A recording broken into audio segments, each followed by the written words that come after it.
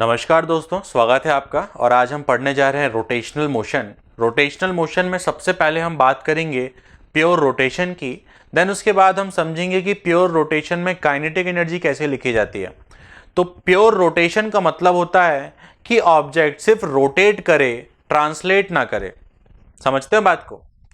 Pure rotation का मतलब कुछ ऐसा कि ये मान लो कोई सॉलिड ऑब्जेक्ट होता, ये सॉलिड ऑब्जेक्ट अपनी जगह पर घूम बस रहा है, ये सॉलिड ऑब्जेक्ट अपनी जगह पर रोटेट बस कर रहा है, ये मूव करके कहीं जा नहीं रहा, अपनी जगह पर ही रोटेट कर रहा है। तो जब कोई ऑब्जेक्ट अपनी जगह पर ही रोटेट करता रहता है तो उसको बोला जाता है प्योर रोटेशन। बेस्ट एग्जांपल इसका है फैन। घर में जो पंखा है जो ऊपर लगा होता है, तो वो क्या कर रहा है? प्योर रोटेशन कर रहा है। वो अपनी जगह ही घूमता रहता है ना? आज भी इसी कमरे में, कल भी उसी कमरे में, अपनी जगह पर ही घूमता रहता है। तो उसको क्या बोला जाता है? प्योर रोटेशन बोला जाता है। तो मान के चलते हैं प्योर रोटेशन का मतलब आपने समझ लिया। अब इस प्योर रोटेशन में काइनेटिक एनर्जी लिखना हमको सीखना है। तो लिखते हैं काइनेटिक एनर्जी इन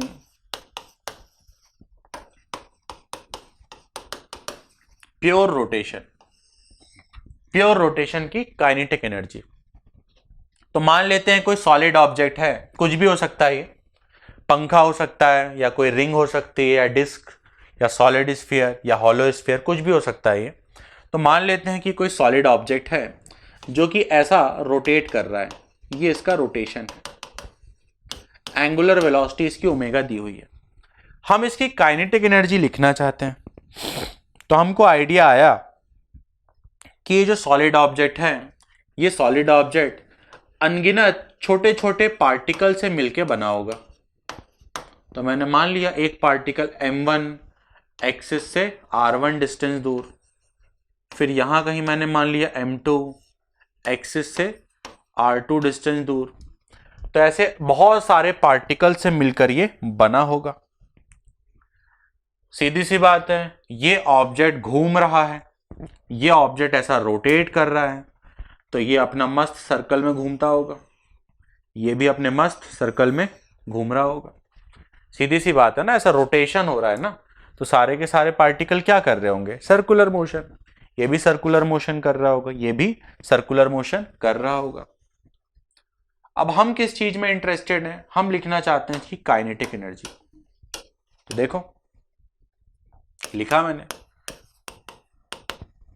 इस पूरे की काइनेटिक एनर्जी लिखना चाहता हूं मैं। मतलब क्या? इसकी काइनेटिक प्लस इसकी काइनेटिक, और ऐसे अनगिनत जितने पार्टिकल्स हैं यहां पर, सबकी काइनेटिक।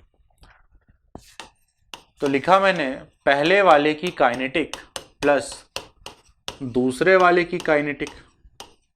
ऐसे ऐसे ऐसे ऐसे बहुत सारे टर्म्स आएंगे।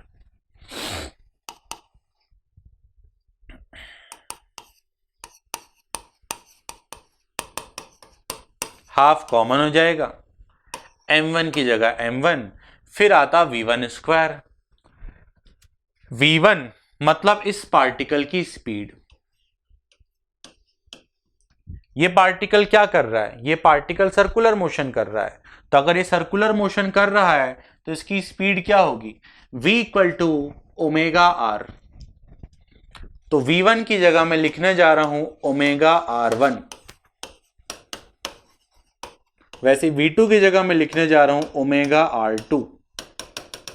ऐसे चलता रहेगा। अब देखो इन सब में ओमेगा कॉमन है, तो ये बनेगा kinetic energy equal to half m1 r1 square plus m2 r2 square dash dash dash dash bracket के बाहर ओमेगा स्क्वायर। तो हम इसकी काइनेटिक एनर्जी लिखने गए थे, हमने सोचा इसमें ढेर सारे पार्टिकल्स होते होंगे, तो सभी पार्टिकल्स की हमने अलग अलग काइनेटिक एनर्जी लिख के ऐड कर दिया। ऐसा कर दिया। अब बात ये थी कि जो पुराने जमाने के लोग थे वो बड़े ही आलसी थे। उन लोगों ने सोचा कि अरे यार कौन इसको बार बार लिखता रहे, ये बहुत बड़ी चीज आ गई ना यहाँ पे ब्रैकेट में। तो उन लोगों ने सोचा कि कौन इसको बार बार लिखता रहे। मान लो अगर ने 10 क्वेश्चन सॉल्व किए तो 10 क्वेश्चन में कौन इसको 10 बार लिखे। तो इन लोगों ने ना क्या काम किया, इसको एक नया नाम दे दिया। ये जो है ना, इसको एक नया नाम दे दिया। इसको इन लोगों ने बोल दिया कैपिटल आई। इसको इन लोगों ने क्या बोल दिया? Capital I. और यहां पर जो कैपिटल आई है उसका मतलब होता है मोमेंट ऑफ इनर्शिया। इसका मतलब होता है मोमेंट ऑफ इनर्शिया। तो यहां तक मान के चलते हैं, आपको समझ में आ गया होगा। तो जरा वीडियो पॉज करके इतना नोट कर लें, फिर उसके बाद ये जो मोमेंट ऑफ इनर्शिया जो होता है इसके बारे में थोड़ा और डिस्कशन हम करेंगे। तो लेक्चर को आगे बढ़ाते हैं और बात करते हैं मोमेंट ऑफ इनर्शिया की। तो अलग से साइड हेडिंग लिखेंगे आप, मोमेंट ऑफ इनर्शिया।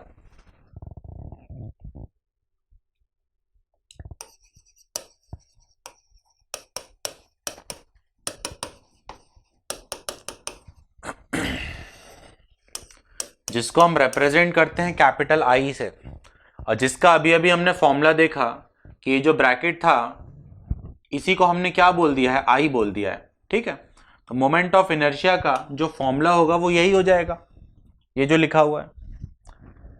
तो मोमेंट ऑफ इनर्शिया का फॉर्मूला हो सकता है m1r1 square plus m2r2 square dash dash dash dash, ऐसा। तो एक फॉर्मूला ये भी हो सकता है और एक और फॉर्मूला भी हो सकता है। देखो, सिंपल कॉमन सेंस वाली बात बोल रहा हूं। मान लो आपके सामने दो पार्टिकल है, तो m1r1 square plus m2r2 square करना बड़ा ही आसान है। मान लो आपके सामने 10 पार्टिकल हैं, तो भी आप कर सकते हो ऐड, कोई बड़ी बात नहीं है। लेकिन मान लो आपके सामने 1000 पार्टिकल्स हो गए, है ना, तो कहां तक इसको ऐड करोगे? मान के चल रहा हूं, पॉइंट आप समझ रहे हो कि मेरा क्या है, कि अगर गिनती के 3 से 4 पार्टिकल्स हैं, गिनती के अगर 2-3 पार्टिकल्स हैं, तो फिर तो ये फॉर्मूला आप लगा सकते हो, कोई दिक्कत वाली बात है नहीं, है ना, सिंपल आप ऐड कर दोगे। लेकिन अगर बहुत सारे पार्टिकल्स हो गए, मान लो इनफाइनाइट पार्टिकल्स हो गए, तो क्या किया जाए? तो फिर थोड़ी ऐसे हम ऐड करते रहेंगे। तो दूसरा तरीका ये भी हो जाता है कि डीएम का मोमेंट ऑफ इनर्शिया लिख दिया जाए और उसको इंटीग्रेट कर दिया जाए तो आई आ जाए। फिर से बोलता हूं, पता नहीं समझ में आया भी होगा या नहीं। देखो, डीएम का मोमेंट ऑफ इनर्शिया लिख लिया जाए, फिर से लिख रहे, रुको जरा,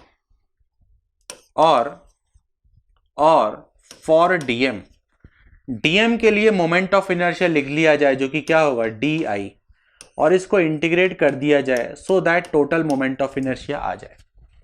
ठीक है, ये चीज सुनने में बड़ी अजीब लग रही है अभी, लेकिन अभी मैं एक एग्जांपल आपको करके बताऊंगा तो ये चीज भी आप समझ जाओगे कि मैं यहां पर क्या कहना चाह रहा हूं। तो फिलहाल आप इतनी बात ध्यान रख सकते हो, अगर गिनती के 3-4 पार्टिकल है आपके पास तो आप ये लगा दो, ठीक है। लेकिन अगर मान लो आपके सामने आ जाए ये रिमोट, कोई बोले भाई इसका मोमेंट ऑफ इनर्शिया बताओ, तो उसमें तो अनगिनत पार्टिकल्स है ना। बटन्स की बात नहीं कर रहा हूं, कोई मत सोच लेना बटन की बात कर रहे हैं सर, मैं इस ऑब्जेक्ट की बात कर रहा हूं। ये ऑब्जेक्ट तो अनगिनत पार्टिकल से मिलके बना है ना, तो कब तक ऐड करोगे? तो ऐसी चीजों पर क्या यूज करना पड़ेगा? इंटीग्रेशन, है ना, जो कि अभी हम सीखेंगे थोड़ी देर से कि इंटीग्रेशन का यूज कैसे किया जाता है। तो पहली बात तो ये हो गई मोमेंट ऑफ इनर्शिया। ठीक, तो मोमेंट ऑफ इनर्शिया में 2 टाइप के क्वेश्चन आएंगे आपके सामने। पहले टाइप का यही क्वेश्चन होगा कि गिनती के 3-4 पार्टिकल्स हैं, फॉर्मूला ये वाला लगा दो, आंसर। और दूसरे टाइप का होगा ऐसा इंटीग्रेशन वाला, तो वो देखेंगे अभी अपन क्वेश्चन में। दूसरी बात, फॉर्मूले से साफ क्लियर है कि जो मोमेंट ऑफ इनर्शिया है मास पे डिपेंड कर रहा है।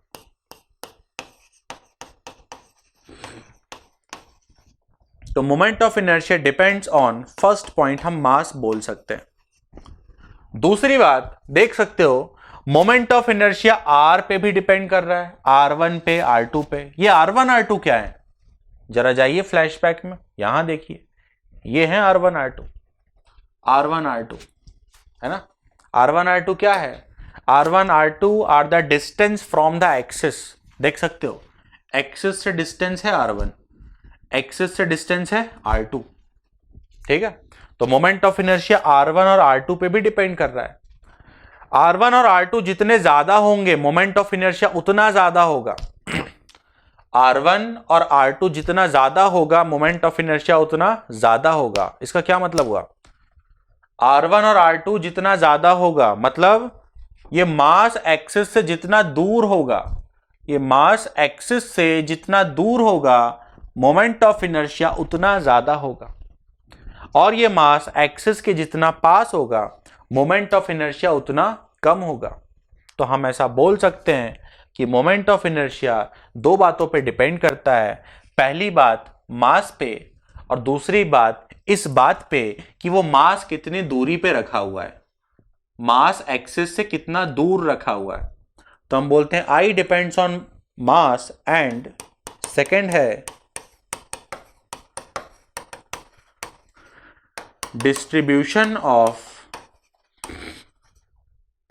मास फ्रॉम द एक्सिस, कि एक्सिस से कितना दूर रखा है मास, है ना। एक्सिस से जितना दूर होगा मास आई उतना ज्यादा होगा।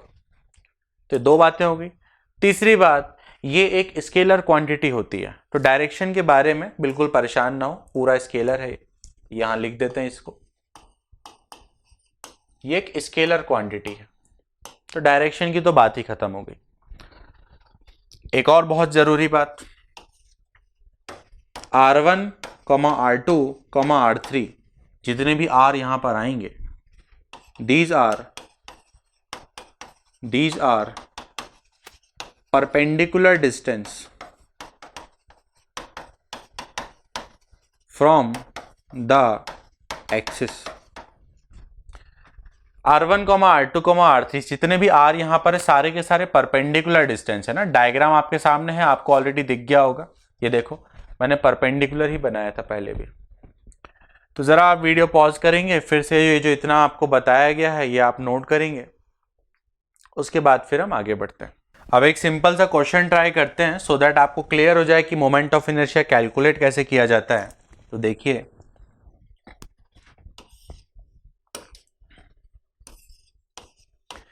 ये रहा एक्स एक्सिस, ये रहा वाई एक्सिस। यहां रखा हुआ है एक 3 kg का ऑब्जेक्ट, देन यहां रखा हुआ है एक 1 kg का ऑब्जेक्ट, एंड यहां कहीं पड़ा हुआ है एक 2 kg का ऑब्जेक्ट। ये कोऑर्डिनेट दिया हुआ है 3,4, और ये कोऑर्डिनेट भी दिया हुआ है, दिस इज 4,0, ऐसा कुछ है। तो 3 पार्टिकल्स हैं आपके सामने। आपसे बोला जाता है कि calculate I about Y axis. बस आपसे बोला जा रहा है कि वाई एक्सिस के अबाउट आप मोमेंट ऑफ इनर्शिया कैलकुलेट करके बता दो। सॉल्यूशन में आते हैं। सिंपल सी बात है, अगर आपसे बोला जाए कि वाई एक्सिस के अबाउट मोमेंट ऑफ इनर्शिया बताना है तो आपको यही इमेजिन करना है, आपको यही इमेजिन करना है कि ये सारे के सारे पार्टिकल वाई एक्सिस के अबाउट घूम रहे हैं, ऐसा यही एक्सिस मान लेना है। अगर ये बोलता एक्स एक्सिस के अबाउट बता दो तो मैं इसको मान लेता रोटेशन। तो जिस एक्सिस के अबाउट क्वेश्चन पूछा जाएगा आप रोटेशन उसी के अबाउट मान लोगे, ऐसा हो गया। तो फिलहाल मुझसे बोला जाता है वाई एक्सिस के अबाउट बताओ, तो ये मैंने इसका एक्सिस मान लिया, ये एक्सिस हो गया। फॉर्मूला लगाया, moment of inertia about Y axis is equal to m1r1 square plus m2r2 square plus m3r3 square. m1 किसको बोले, किसी को भी बोल दो, चलो 1 kg को बोल देते हैं, ये m1 हो जाएगा, ये m2 और ये m3। तो 1 kg का लिख रहा हूं मैं, तो m1 लिखा मैंने 1 kg। अभी मैंने बताया था R1, R2, R3 क्या होते हैं, perpendicular distance from the axis, है ना। तो देखो 1 kg का y एक्सिस से परपेंडिकुलर डिस्टेंस कितना है, 4 है ना। 1 kg का y एक्सिस से परपेंडिकुलर डिस्टेंस कितना है, 4 है। तो आ जाएगा m इंटू 4 का स्क्वायर, ये हो गया। अब आता हूं m2, ये रहा 2 kg। अब इस 2 kg का y एक्सिस से परपेंडिकुलर डिस्टेंस कितना है, देखो 3, ये दिया ना 3, प्लस ये बेचारा तो ओरिजिन पे ही पड़ा हुआ है। इस 3 kg का y एक्सिस से कितना डिस्टेंस है, 0, तो 3 kg इंटू 0 का स्क्वायर, ये हो गया। तो ये अपना आंसर आ गया। पहला टर्म क्या बनेगा 16 और दूसरा टर्म क्या बनेगा 18। तो अपना आंसर आ गया कितना 34। ऐसे क्वेश्चन सॉल्व हो जाता है। इसी में आप चाहें तो आई अबाउट एक्स भी निकाल सकते हैं, आई अबाउट वाई भी निकाल सकते हैं। वैसे वो पूछा नहीं गया क्वेश्चन में सिर्फ इतना ही पूछा है। जरा वीडियो पॉज करें, इस क्वेश्चन को लिखें, फिर हम आगे बढ़ते हैं। तो लेक्चर को आगे बढ़ाते हैं और देखते हैं कि इंटीग्रेशन वाला क्वेश्चन कैसे किया जाता है। ठीक है, तो देखें जरा, क्वेश्चन है, पहले मैं लिख दे रहा हूं, calculate moment of inertia of a uniform rod, mass is given m and length is l.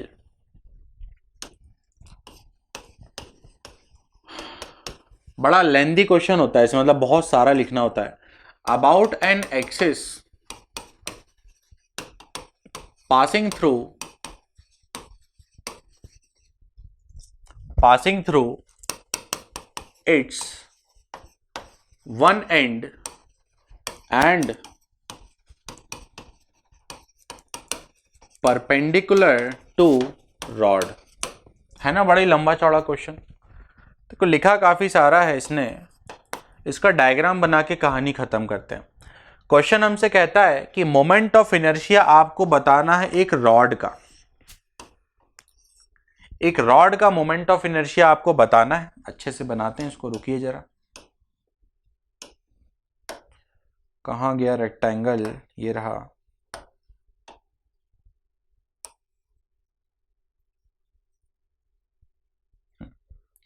तो क्वेश्चन हमसे कहता है कि इस रॉड का हमको मोमेंट ऑफ इनर्शिया बताना है एक ऐसे एक्सिस के अबाउट जो कि इसके एक एंड से पास कर रहा है ना, एक ऐसा एक्सिस जो कि इसके एक एंड से पास करता है और इस पर परपेंडिकुलर होता है।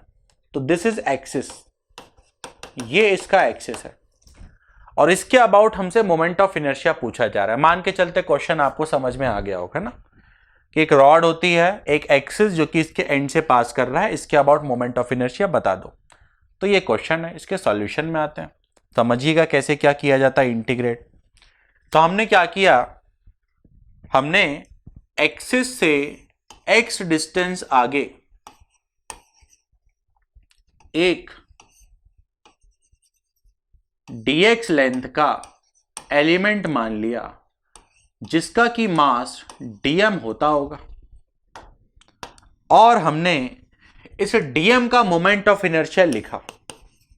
हमने लिखा for dm di is equal to, dm का मोमेंट ऑफ इनर्शिया लिख रहा हूं, तो dm का मोमेंट ऑफ इनर्शिया हो जाएगा mass multiplied by perpendicular distance from the axis का स्क्वायर। यही होता है, यही अभी हमने पढ़ा था। अब इसमें हम दोनों साइड इंटीग्रेशन लगा देते हैं, तो ये i हो जाता है और ये इंटीग्रेशन एक्स स्क्वायर dm हो जाता है, ऐसा होता है। अब dm रखते हैं, तो dm कैसे रखा जाए सवाल है, तो कोई दिक्कत वाली बात नहीं है। याद करिए सेंटर ऑफ मास में भी रॉड के लिए कुछ ऐसा किया था आपने, ठीक है।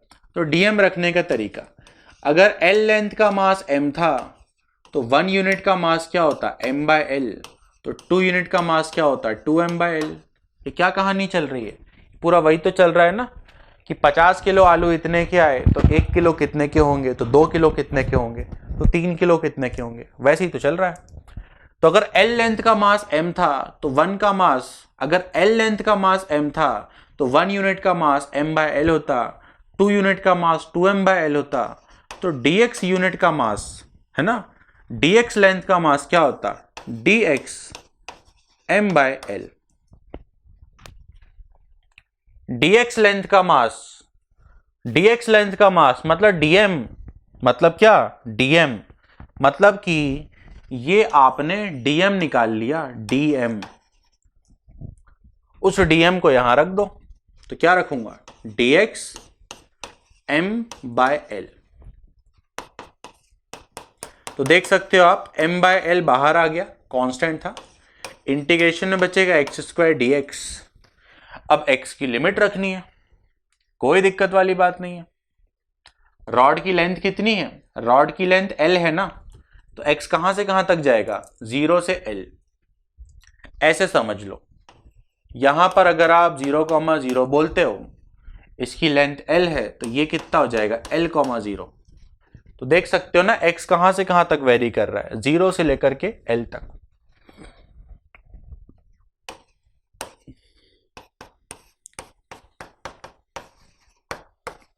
x का इंटीग्रेशन हो जाएगा x³/3, लिमिट उसमें रख देंगे तो बन जाएगा l³/3, और फाइनली ऐसे i कैलकुलेट होकर के आ जाता है, जो कि होता है ml²/3।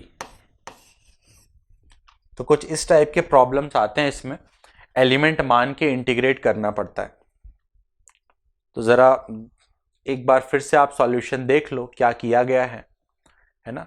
यहाँ से x डिस्टेंस पर एक एलिमेंट माना है जिसका मास क्या था, dm था। उस dm का मोमेंट ऑफ इनर्शिया लिख करके इंटीग्रेट किया गया है। तो ज़रा वीडियो पॉज करें, इतना लिखें।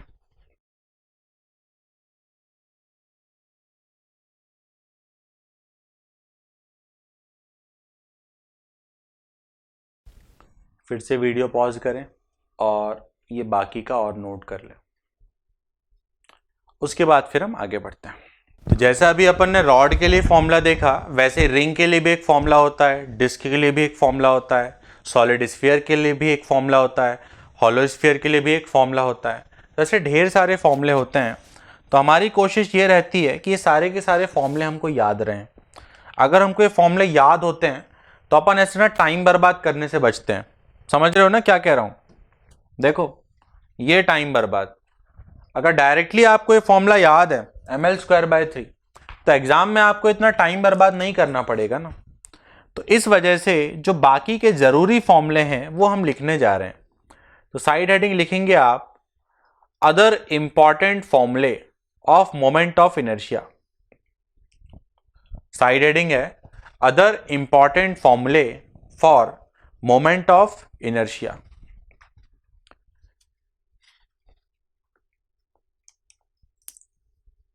जो रॉड का अभी अभी हमने डिराइव किया वो भी मैं लिख दे रहा हूं यहीं पे, ताकि सारे फॉर्मूले आपके एक ही पेज में प्रेजेंट रहें।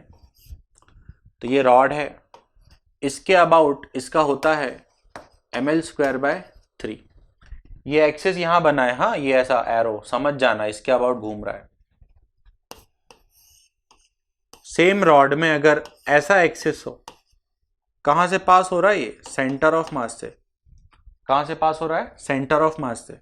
तो इसके अबाउट आता है ml²/12।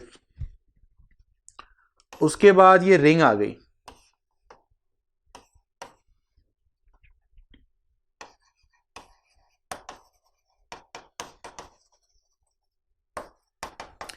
ये एक नॉन यूनिफॉर्म रिंग है। तो जो इसका होता है ये होता है mr²। देख सकते हो ये रिंग है, ऐसी रखी है रिंग ऐसे। ये एक्सिस कैसा है, रिंग के प्लेन पे परपेंडिकुलर, ऐसा ये एक्सिस है और ये रिंग ऐसी है। तो रिंग का क्या आ जाता है, mr²। ये सारे फॉर्मूले आपको याद होने चाहिए, जैसे बचपन में आपने टेबल याद किए थे ना, वैसे ही बिल्कुल। ये रिंग हो गई। उसके बाद ये डिस्क है,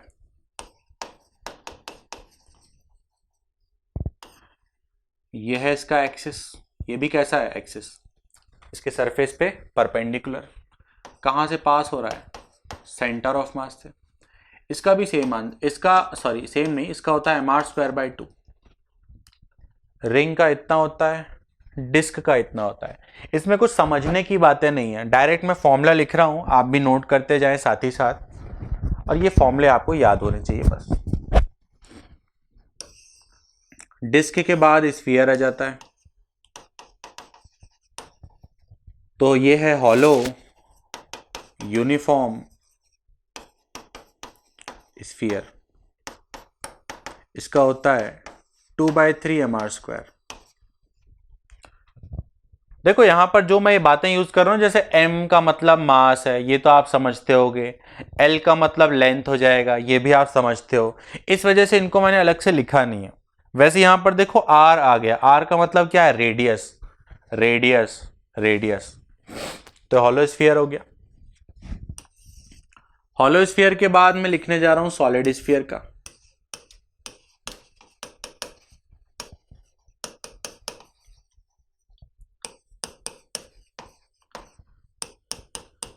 इसका होता है 2/5 mr², इतना हो गया। उसके बाद एक लास्ट फॉर्मूला है बस, जो कि एक रेक्टेंगुलर प्लेट है।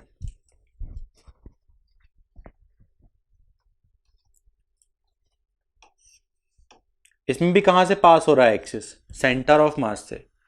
प्लेट पे कैसा है, परपेंडिकुलर। तो यहां पर होता है ma² + b²/12। ए और बी क्या है, इसकी लेंथ और इसकी विड्थ।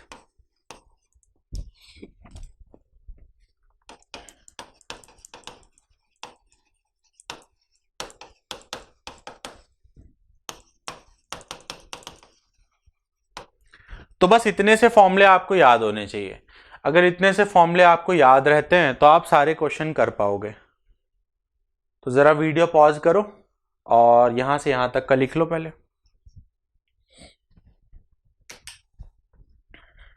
तो मान के चलते हैं लिख लिया होगा। फिर से वीडियो पॉज करें और यहां तक लिख लें। तो मान के चलते हैं यहां तक आपने लिख लिया होगा, नहीं लिखा हो तो लिख लो आराम से वीडियो पॉज करके, फिर हम आगे बढ़ते हैं। अब इन फॉर्मूलों का यूज कैसे किया जाता है, कहां काम आते हैं, सब हमको समझना है। तो इसके बाद साइड हेडिंग रहेगी पैरेलल एक्सिस थ्योरम। इनका यूज हम इन थ्योरम में समझेंगे कि इन फॉर्मूलों को यूज कैसे किया जाता है। तो देखो पैरेलल एक्सिस थ्योरम क्या कहता है। पैरेलल एक्सिस थ्योरम कहता है कि मान लो ये कोई सॉलिड ऑब्जेक्ट था, ये कोई एक्सिस था जो कि सेंटर ऑफ मास से पास हो रहा था। एक्सिस के about moment of inertia I centre of मास था, और मान लेते हैं ये आपको पहले से पता है, मान लेते हैं इसकी वैल्यू आपको पहले से पता है। देन इसके पैरेलल कोई एक्सिस था, ये वाले एक्सिस से डी डिस्टेंस दूर, और मान लेते हैं इस एक्सिस के अबाउट आप मोमेंट ऑफ इनर्शिया जानना चाहते थे। तो ये थ्योरम कहता है कि जो आई होता है वो I centre of mass plus md² होता है। यहां पर m क्या है, m इसका मास है। तो ये होता है पैरेलल एक्सिस थ्योरम। इस पैरेलल एक्सिस थ्योरम को अप्लाई करने के पीछे छोटी छोटी सी दो कंडीशन है। पहली कंडीशन है कि दोनों एक्सिस पैरेलल होने चाहिए, ऑब्वियसली, है ना, तभी तो पैरेलल एक्सिस थ्योरम बोल रहे हैं। तो पहली कंडीशन है दोनों एक्सिस पैरेलल होने चाहिए, एंड दूसरी कंडीशन है कि इन दोनों एक्सिस में से कोई भी एक एक्सिस कहां से पास हो, सेंटर ऑफ मास से। दोनों एक्सिस में से कोई भी एक एक्सिस कहां से पास हो, सेंटर ऑफ मास से। तो एक काम करें, वीडियो पॉज करें, जरा इतना लिखें।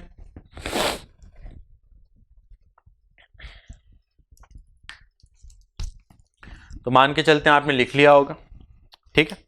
अब इस थ्योरम को अप्लाई करने के लिए जो रिक्वायरमेंट्स हैं वो भी आप लिखें। तो पहली रिक्वायरमेंट क्या है, दोनों एक्सिस पैरेलल होने चाहिए। तो फर्स्ट पॉइंट लिखें, both the axis must be parallel to each other. First requirement है both the axis must be parallel to each other. And second requirement लिखें, दूसरी रिक्वायरमेंट है any one axis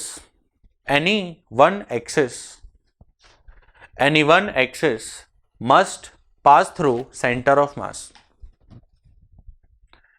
any one axis must pass through centre of mass. तो ये होता है parallel axis theorem. इस पर एक सिंपल सा क्वेश्चन देखते हैं।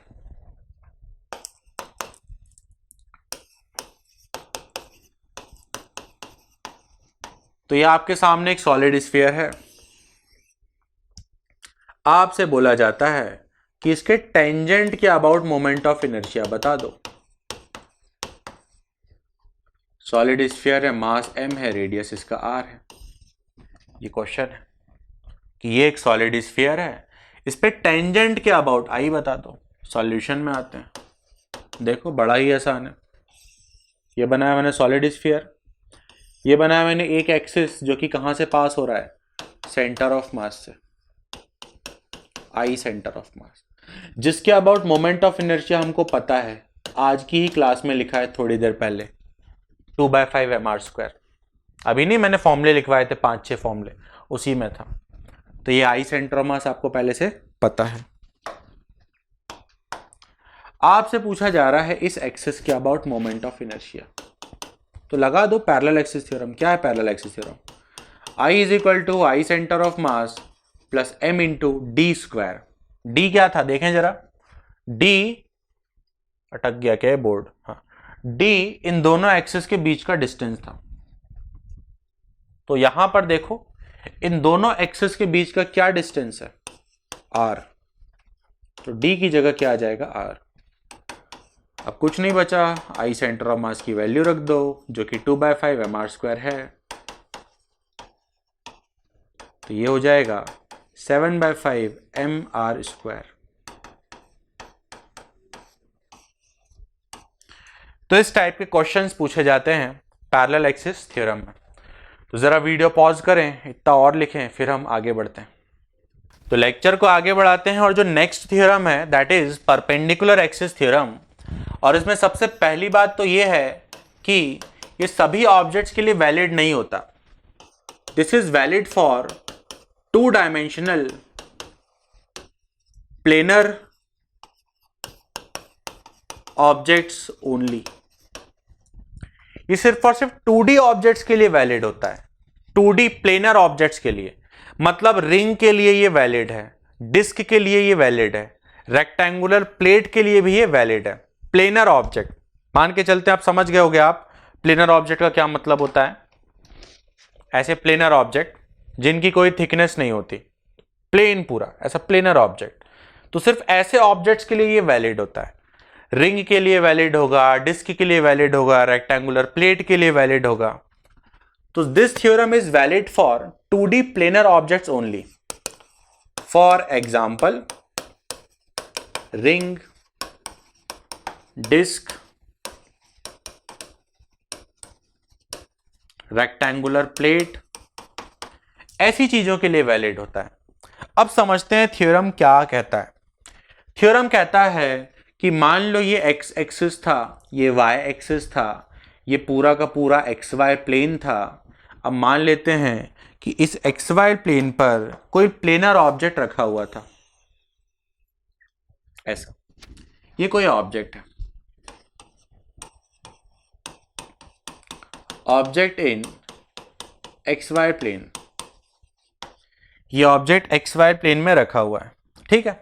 तो थ्योरम कहता है कि अगर ऑब्जेक्ट एक्स वाई प्लेन में रखा हुआ है तो I X plus I Y equal to I Z होता होगा। This is the theorem. ध्यान से सुनना, रट्टा मत मार के बैठ जाना, इसको पूरी बात रटनी है। पूरी बात क्या है कि अगर ऑब्जेक्ट एक्स वाई प्लेन में है तो I X plus I Y होगा। समझ रहे हो ना बात को? अगर एक्स वाई प्लेन में है तो I X plus I Y होगा। अगर यही ऑब्जेक्ट एक्स जेड प्लेन में पड़ा होता तो क्या हो जाता, आई एक्स प्लस आई जेड हो जाता। अगर यही ऑब्जेक्ट वाई जेड प्लेन में पड़ा होता तो आई वाई प्लस आई जेड हो जाता। कैच कर रहे हो ना पॉइंट को? जिस प्लेन में पड़ा हुआ है पहले वो देखते हैं। तो सिंपल सी बात है, अगर ऑब्जेक्ट एक्स वाई प्लेन में है तो I X plus I Y होगा। अगर ऑब्जेक्ट एक्स जेड प्लेन में होता तो I X plus I Z होता। मान के चलते हैं पॉइंट आपको क्लियर हो गया होगा। So this is perpendicular axis theorem. फिर इस परपेंडिकुलर एक्सिस थ्योरम में एक और बात बोली जाती है जो कि डायग्राम से आपको क्लियर है, एंड दैट पॉइंट इज कि जो point of intersection of axis है, देखो एक्स एक्सिस, वाई एक्सिस और जेड एक्सिस, इनका ये जो पॉइंट है ना, ये पॉइंट जरूरी नहीं है कि सेंटर ऑफ मास से कोइंसाइड करे। देखो यहां नहीं कर रहा ना सेंटर ऑफ मास से कोइंसाइड। सेंटर ऑफ मास कहां होता, यहां पे होता, अभी नहीं कर रहा है कोइंसाइड। तो नेक्स्ट पॉइंट यही है कि ये जो point of intersection of three axis है ना, ये जरूरी नहीं है कि सेंटर ऑफ मास से कोइंसाइड करे। अगर ये सेंटर ऑफ मास से कोइंसाइड नहीं भी करता है तो भी आप थ्योरम को अप्लाई कर सकते हो। तो ये बात बोली जाती है। दूसरी बात ये बोली जाती है कि ये जो पॉइंट है, ये पॉइंट ऑब्जेक्ट के प्लेन में ही होना चाहिए। ये पॉइंट ऑब्जेक्ट के प्लेन में ही होना चाहिए। कहने का मतलब ऑब्जेक्ट अगर एक्स वाई प्लेन में पड़ा हुआ है तो ये पॉइंट भी एक्स वाई प्लेन में ही होना चाहिए, है ना। एक्स वाई प्लेन छोड़ के बाहर नहीं आना चाहिए। ये पॉइंट कहीं हवा में नहीं होना चाहिए। ये पॉइंट एक्स वाई प्लेन में ही होना चाहिए। मतलब ये पॉइंट यहां भी चलेगा, ये पॉइंट यहां भी चलेगा, ये पॉइंट यहां भी चलेगा, ये पॉइंट यहां भी चलेगा, ये पॉइंट यहां भी चलेगा, सब जगह चलेगा। बस कंडीशन क्या है, ये पॉइंट एक्स वाई प्लेन में होना चाहिए। ये पूरा क्या है, X Y plane, X Y plane. तो ये ऑब्जेक्ट कहीं भी चलेगा, एक्स वाई प्लेन में होना चाहिए। बस एक्स वाई प्लेन को छोड़कर ये बाहर नहीं आना चाहिए। अगर ये पॉइंट यहां आपने मान लिया, अगर मान लो हवा में आपने ये पॉइंट मान लिया तो गलत है। फिर ऐसा लिखना गलत हो जाएगा, है ना। यहां मान लिया, यहां मान लिया, यहां मान लिया, गलत है। तो सिंपल सी इसमें सिर्फ दो रिक्वायरमेंट है ना। फिर से रिपीट कर देते हैं। पहली रिक्वायरमेंट 2D ऑब्जेक्ट होना चाहिए। दूसरी रिक्वायरमेंट, ये जो पॉइंट है, point of intersection of the three axis, ये पॉइंट उसी प्लेन में होना चाहिए जिस प्लेन में ऑब्जेक्ट है। तो लिखते हैं इसको। तो पहले तो आप वीडियो पॉज करके इतना लिखें, उसके बाद मैं आगे का ऐड करवाऊंगा।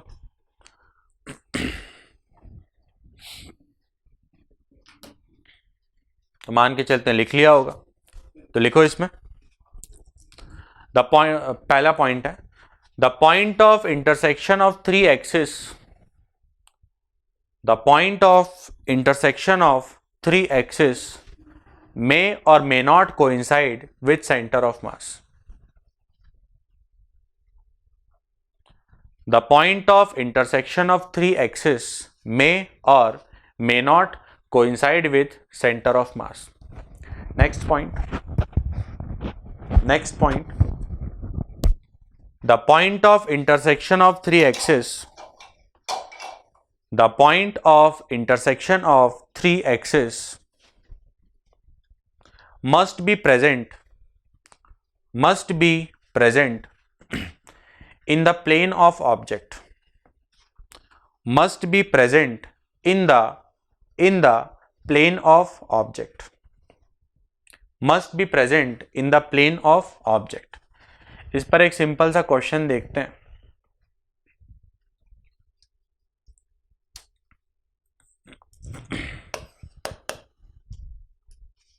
क्वेश्चन लिखें, calculate I of a ring mass m radius r about its diameter। कहता है रिंग का मोमेंट ऑफ इनर्शिया बता दो उसके डायमीटर के अबाउट। सॉल्यूशन में आते हैं, बड़ा आसान है।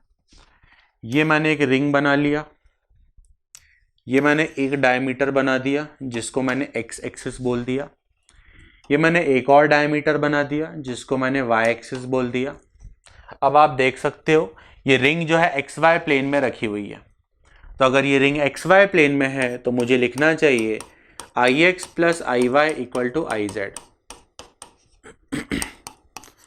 अब देखो एक्स एक्सिस भी डायमीटर, वाई एक्सिस भी डायमीटर, डायमीटर्स के बीच में थोड़ी ना कोई भेदभाव होता है। तो जो आंसर x के अबाउट होता वही आंसर y के अबाउट होता। तो आई एक्स और आई वाई क्या होते होंगे, इक्वल।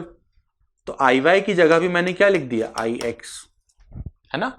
ये भी डायमीटर, ये भी डायमीटर, तो जो इसके अबाउट होगा वही इसके अबाउट होगा। तो y की जगह भी मैंने x लिख दिया, इक्वल टू आई जेड। ये एक्सिस, ये एक्सिस, इस एक्सिस के अबाउट आज ही लिखवाया गया है एम आर स्क्वायर होता है, एम आर स्क्वायर होता है। तो यहां से देख सकते हो आप आई एक्स आ गया एम आर स्क्वायर बाय 2। और कुछ इस टाइप के प्रॉब्लम्स इसमें पूछे जाते हैं। तो वीडियो पॉज कर लेना, आराम से नोट कर लेना। आज के लेक्चर में इतना ही, मिलते हैं नेक्स्ट लेक्चर में। All the best.